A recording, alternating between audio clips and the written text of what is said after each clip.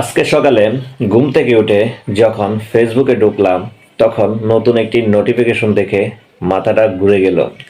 সেটা হলো, যাদের ইনস্ট্রিম অ্যাডস ইন রিভিউতে আছে কিংবা ইনস্ট্রিম অ্যাডস এখনো আছে, যারা কন্টেন্ট মনিটাইজেশন এখনো পাননি, তাদের কিন্তু ইনস্ট্রিম অ্যাডস চলে গেছে।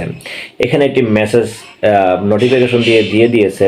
চলুন আমরা দেখে আসি ওই নোটিফিকেশনে কি লেখা আছে, কি বলছে ইনস্ট্রিম অ্যাডসের কথা।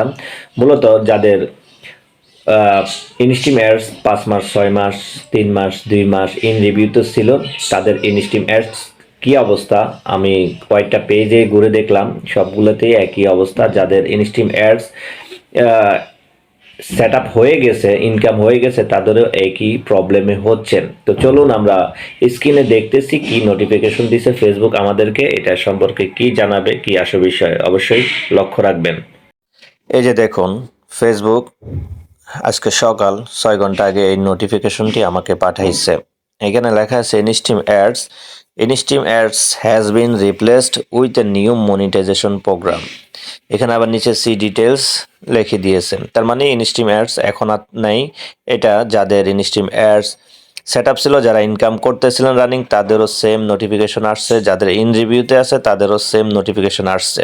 তো দেখি এটার মধ্যে আমরা ক্লিক করে দেখি কোথায় নিয়ে যায়। এটা আমাদের ওই ইনস্ট্রিম অ্যাডসের যে প্রোগ্রামটা আছে ওটার মধ্যে নিয়ে আসছে। এখানে instream ads are new part of, এখানে কিন্তু ইন রিভিউজ ছিল, এটা সরাসরি ওখানে নিয়ে আসছে। এখন ফেসবুক কি বলতে চাচ্ছে, কি হচ্ছে, সেটা আসলে আমরা জানি না। যেহেতু ইনস্ট্রিম অ্যাডস এখানে ইন রিভিউতে ছিল, সে কারণে এটা ইন রিভিউ থেকে সরাসরি এটা রিপ্লেস করে আগের পর্যায়ে নিয়ে গেছে।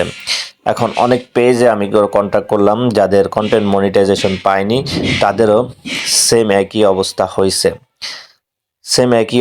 একই নোটিফিকেশন, তাদের ইনকাম অনেকের পলিসি ইস্যু ধরিয়ে দিয়েছে। ক্রিয়েটর স্টুডিওতে আসি, তাহলে দেখি এখানে আমাদের যে ইনস্ট্রিম অ্যাডস ইন রিভিউতে ছিল এখানে কি দেখাচ্ছে।